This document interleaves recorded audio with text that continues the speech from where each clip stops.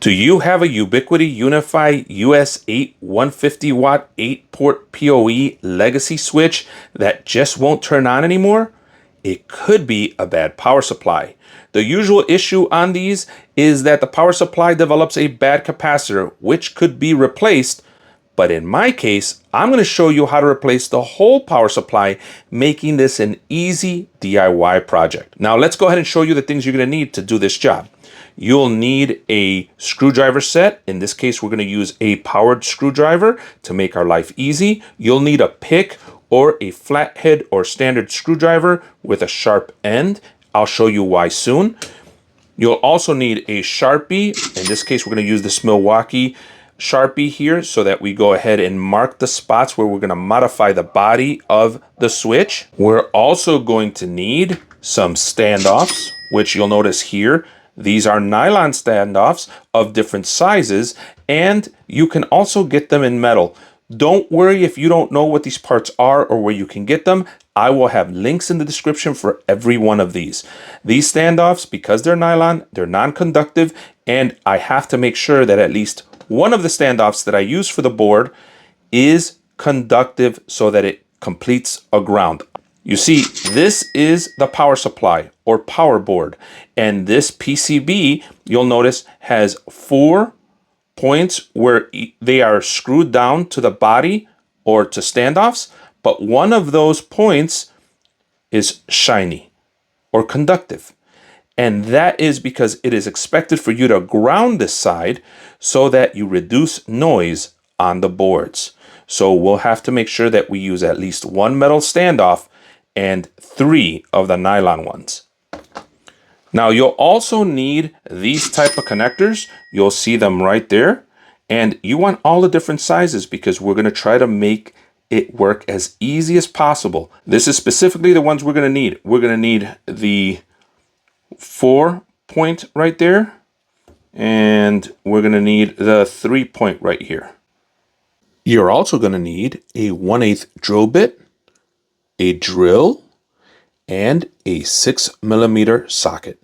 All right, let's go ahead and start taking this apart.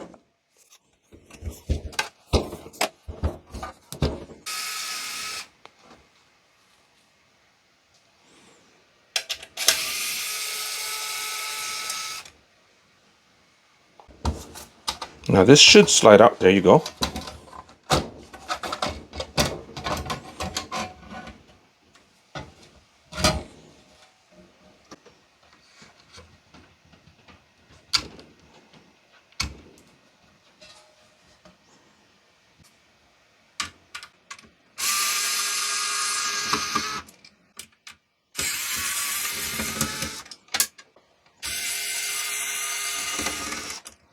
With the 4 screws taken off, now we can go ahead and disconnect these connectors. You just push in and they come out.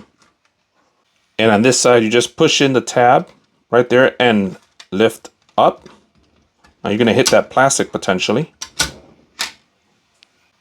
And now you can just lift this whole unit out of the way. Now please note, in order to keep the video moving fast, I went ahead and prepped a few things. I have an idea of where I'm going to drill for this board to fit in, and I've gone ahead and prepped some of these connectors. You're going to go ahead and take this connector, and you're going to take your sharp pick or your flathead, push in here, this way down, and pull. And you're going to do it very carefully so that you don't break these little tabs. You'll see those little tabs right there. That's what you're pushing down on, okay? Now that we've freed those, we need to do the same thing over here. We're going to go ahead and push on these down and pull. And the same thing for these. And now we've freed them completely. Now let's go ahead and take the power board or power supply and place it here. Remember that this has to be grounded right there. We have to make sure that that touches a metal post, and we're going to reuse this metal post here. So we're going to put the board just like that. We're going to take our Sharpie, maybe put a finger down to kind of hold it in place and mark it there by pushing the Sharpie in and then mark right there by pushing the Sharpie in. And now you kind of know where that board is going to go. And now our marks are obvious. Now we have the fun part of drilling to make those holes.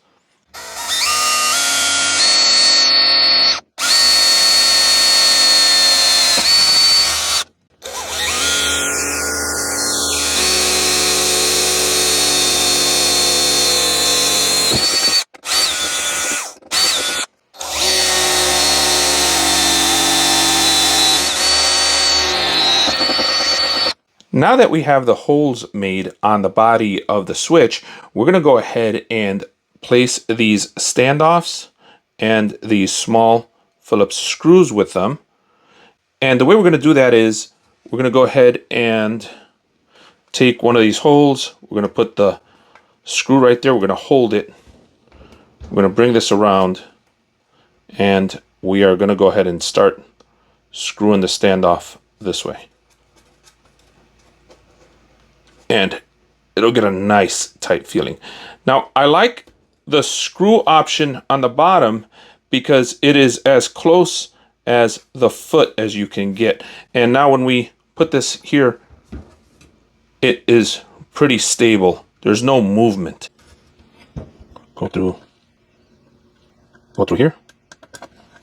Hold it there.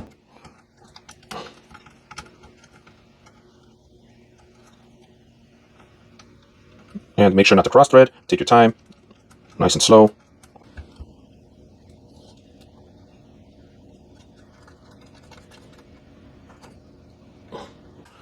Okay, and now when we put it flat, no movement. That's what we want, nice and stable.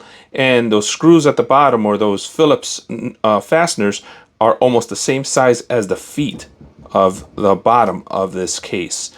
So now we can go ahead and grab the power supply and place him here. And if everything went right, if our measurements are right, we should be able to go right through just like that. Awesome.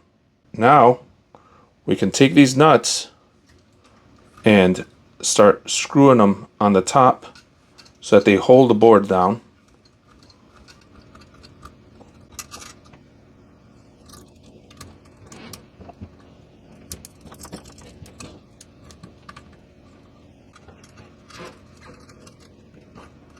Now, we're going to go ahead and take one of these metal screws that we took off earlier and put them on that grounding point of the board.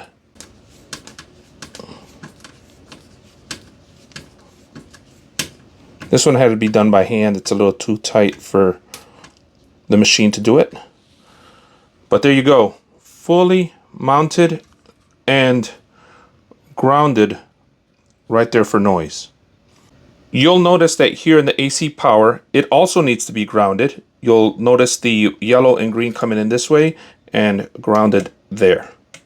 Just with the socket, go and turn it by hand. Don't overturn it, don't strip. And if it doesn't go anymore, stop.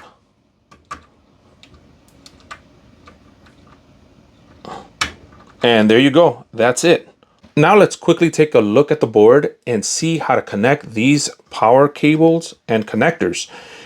When we're looking at the AC part of the board, you'll notice that I took the time of marking where the load and the neutral go.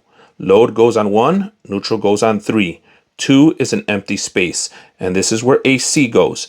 AC is coming from here, and you'll notice that that is determined by black and white, meaning that the load is usually black and the neutral is usually white. Now we're going to go ahead and turn this around, and we're going to see that on the DC portion of the board, where it converts AC to DC, you'll notice that I've marked 4 and 3 as positive, positive, and 2 and 1 as common, common. So common is usually black, and the positive or the plus sign is usually red. And that's how we're going to wire this. From this kit here that you purchased from Amazon, go ahead and take your 3 connector, just like this. We're going to go ahead and set up our black and white. And it should be as simple as putting in that lead into this hole and pushing in.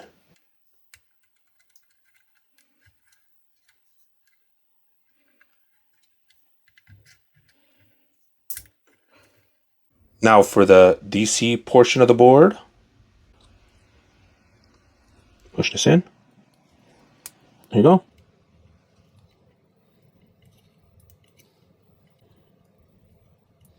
There you go.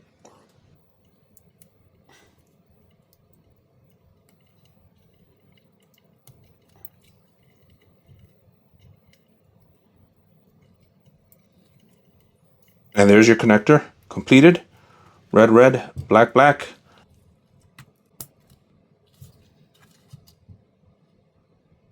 Here we go. Moment of truth. Power. Grab this here.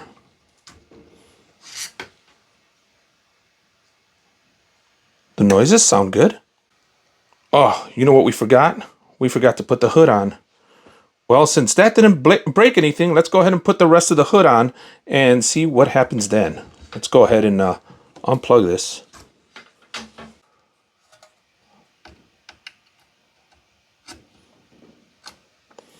Now the hood has these pieces right here that allow it to slide on, so make sure you get that right.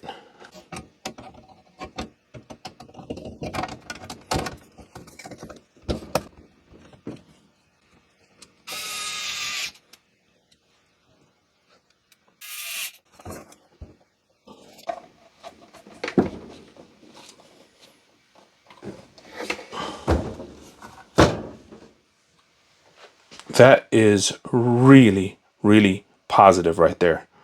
And there you have it. A nice, easy tech networking DIY for you. I spent a few hours testing the switch and it has been working without issue at all. My next test will be to load all 8 ports with some power-hungry PoE devices. If this video helped you out, please hit that like button, subscribe, and leave me some comments. I'd love to hear from you.